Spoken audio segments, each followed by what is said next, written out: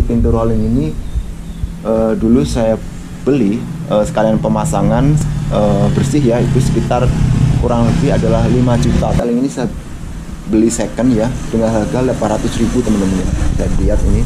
Jadi kalau kita mau membuka suatu saat kita nggak usah gengsi, kita harus serba baru enggak ya. Jadi,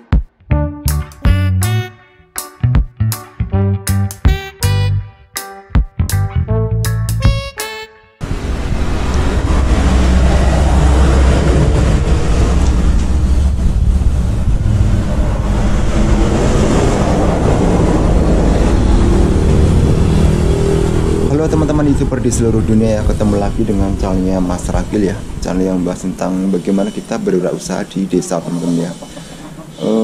Jadi pada video kali ini saya akan menjawab pertanyaan dari subscriber saya yang menanyakan tentang apa kemarin ya, suruh mereview harga-harga seperti pintu rolling ataupun etalase dan rak-rak yang ada di toko saya teman-teman ya. Jadi mungkin itu bisa juga sebagai panduan jika teman-teman semua ingin membuka usaha ATK maupun fotokopi kecil-kecilan seperti saya ini teman-teman ya, sebagai patokan berapa sih biaya ataupun budget yang harus dikeluarkan untuk membangun sebuah usaha ya. Jadi ini kita berbicara masalah biaya untuk operasionalnya nanti teman-teman ya, ataupun ibaratnya yaitu adalah investasi untuk modal tetap ya, karena dia ini tidak dijual, ini jadi modalnya tetap ya, jadi tidak dijual. Kalau dijual itu kan modal berjalan ya, seperti yang kita jual dalam toko kita ya, seperti barang-barang ATK ataupun yang lainnya. Jadi kita sekarang ini berbicara mengenai modal tetap kita, yaitu modal yang kita gunakan untuk membangun sebuah suatu usaha ya. Untuk itu terus simak videonya Mas Ragil sampai selesai, jangan lupa untuk subscribe, like, dan share, oke? Salam wirausaha.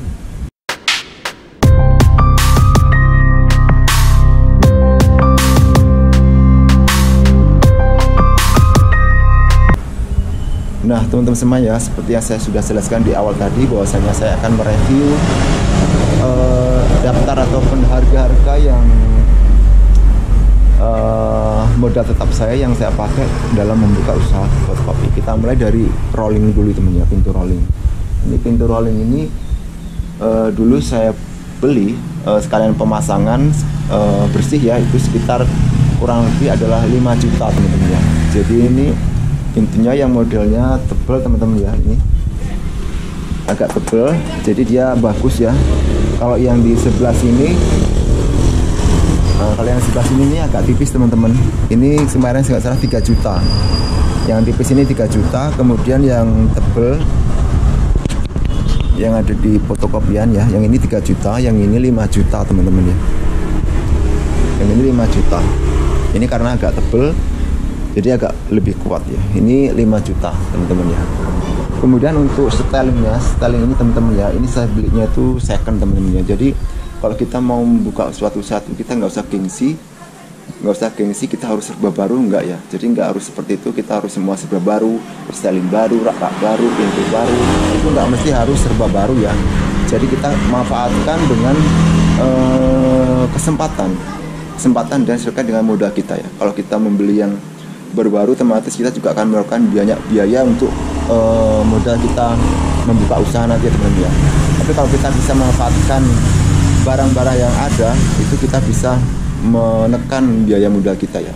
Jadi styling ini saya beli second ya dengan harga 800.000 teman-teman ya. Saya lihat ini 800.000 rupiah.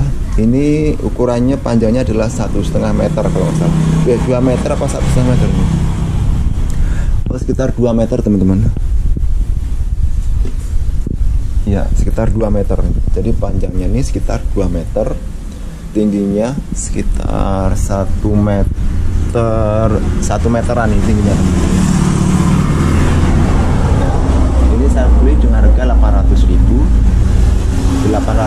dengan panjangnya 2 meter dan tingginya 1 meter ya. Kemudian raknya ada dibagi 3 ya teman-teman ya, bagian dasar, bagian tengah, dan bagian tinggi. Ini kita bisa manfaatkan untuk menaruh barang-barang alat tulis ya, ATK ya teman-teman ya. Bisa dipakai untuk alat tulis ATK. Kemudian sebelah sini ini styling lama juga teman-teman ya. Ini saya beli kalau nggak salah harganya dulu waktu itu saya belinya baru ya kalau nggak salah. Ini sekitar harganya berapa ya, 400-an kalau nggak salah teman-teman ya. Ini cuma 1 meter teman-teman, 1 meter dengan rak 3 juga ya, bisa buat 3 macam. Ini tingginya juga 1 meter. Bedanya mungkin ini langsung lurus ke sini ya, kalau ini agak ke sini teman-teman, agak miring ya, karena ini dulu adalah bekas counter ya, orang jual pulsa. Jadi dia udah nggak buka jualan pulsa, kemudian dijual, kemudian saya beli teman-teman ya. Ini stylingnya. Kemudian untuk rak-rak yang kayu seperti ini teman-teman ya, rak-rak kayu ini juga merupakan bekas teman-teman ya. Rak kayu ini yang saya pakai adalah rak bekas. Rak bekas dulu saya kan buka usaha warnet teman-teman ya. Jadi meja bekas warnet itu saya modifikasi lagi, saya suruh tukang untuk membuat rak seperti ini ya. Jadi ini juga nggak baru, ini adalah bekas warnet ya. Jadi kalau kita memang buka usaha itu nggak mesti harus semuanya serba baru ya, tapi kita sesuaikan dengan budget juga. Jika memang kita modalnya banyak melimpah ya, kita bisa memakai semua serba baru ya. Tapi kalau modal kita pas-pasan ya, kita manfaatkan semaksimal mungkin agar menekan biaya modal kita untuk digunakan ke hal-hal yang lebih penting lainnya teman-teman ya.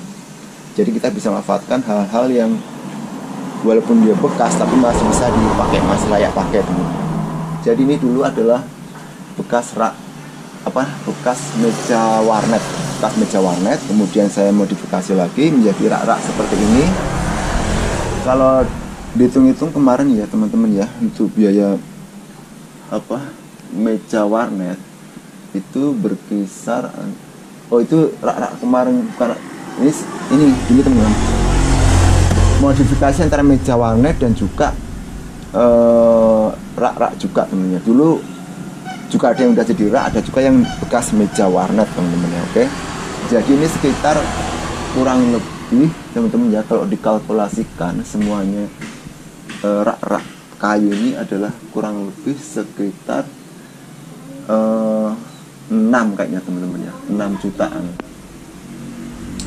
Memang dulu agak mahal teman-teman, saya pesennya itu kata orang memang kemahalan, tapi kalau sekarang mungkin bisa lebih murah lagi teman-teman ya. Ini karena dulu saya belum tahu masalah harga, jadi saya mengikutin aja apa yang dibilang dari tukang. Ya saya iyain aja, tapi ternyata memang kemahalan ya. Mungkin ini sekitar antara 4 sampai 5 juta teman-teman untuk rak-rak gitu teman-teman.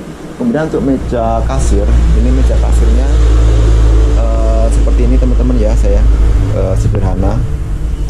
Jadi bisa untuk naruh uang ya. Di sini ada uang untuk uangnya. Biasanya saya bagi dua ini, untuk uang puluhan, uang 5 ribuan, uang receh ya. Kemudian uang yang ratusan, 50-an. Nah sini uang yang receh kecil-kecil. Ini bisa buat yang lain-lain juga karena amburadul ini teman-teman. Ini buat tempat uang sederhana teman-teman ya. Nggak usah terlalu mewah-mewah. Ini juga bisa dipakai untuk hal yang naruh apa aja yang di sini. Jadi cukup simpel, sederhana ya. Ini juga bisa buat tempat-tempat. Ini juga bisa buat tempat-tempat. Jadi seperti ini bisa juga buat tempat alat laminatingnya juga teman-teman ya. Seperti itu. Apalagi yang mau direview? Meja pasir sudah, etalase udah. Untuk tempat rukonya ini teman-teman ya, kalau rukonya ini ya itu tergantung dari pribadi masing-masing teman-teman ya. Jadi kalau teman-teman itu punya tempat sendiri, itu akan mempermudah ataupun menghemat biaya kita ya teman-teman ya. Daripada kita menyewa kan otomatis kita harus mengeluarkan banyak biaya lagi. Jadi kalau misalnya teman-teman punya lokasi sendiri atau tempat sendiri, bisa memanfaatkan tempatnya di rumah saja teman-teman ya. Jadi harus pintar-pintar menghemat biaya. Jadi kalau kita nggak nyewa, otomatis kita bisa menekan biaya atau budget kita untuk membuka usaha ini teman-teman. Tapi kalau kita masih menyewa, otomatis kita harus memperhitungkan juga dari segi biayanya nanti. Karena bagi marketing juga kita kalau membuka usaha harus juga melihat prospek ya, prospek seperti apa. Nanti kita udah terlanjur menyewa, sudah terlanjur buka, nggak tahunya prospeknya untuk usaha ATK dan fotokopi itu kurang bagus ya. Jadi teman-teman tuh kalau sebelum buka usaha tuh harus melakukan survei dulu ya, survei di lokasi yang kira-kira mau dibuka tempat usaha fotokopi dan ATK itu kira-kira gimana, apakah memang layak untuk dibuka usaha seperti itu atau tidak itu. Jadi supaya teman-teman itu tidak terkecewa ataupun mengalami kerugian dalam usahanya nanti ya. Jadi harus diberikan matang-matang sebelum terjun ke dunia buka usaha ATK dan fotokopi ini teman-teman ya. Oke. Kalau saya ini karena tempatnya tempat sendiri ya, ruko-ruko sendiri, jadi ya bisa menghemat biaya modal kita ya. Jadi kalau teman-teman itu menyewa, itu harus teman-teman harus perhatikan lagi, harus berikan lagi biayanya nanti. Oke. Nah, jadi mungkin seperti itu aja teman-teman ya untuk share pada video kali ini tentang review berapa harga-harga modal tetap saya yang saya pakai dalam untuk buka usaha fotokopi dan ATK ini. Mudah-mudahan bisa bermanfaat buat teman-teman semua yang ingin berwirausaha seperti saya ini teman-teman. Oke. Terus tonton videonya karena sampai selesai ya. Terus simak, ikuti terus video-video dari karakter ya. Baiklah teman-teman ya, mungkin itu aja untuk share pada video kali ini. Terus simak video-video terbaru dari Mas Rangkel ya. Semoga video-videonya bisa bermanfaat buat teman-teman semua. Jangan lupa untuk subscribe, like, dan share. Oke. Salam wirausaha.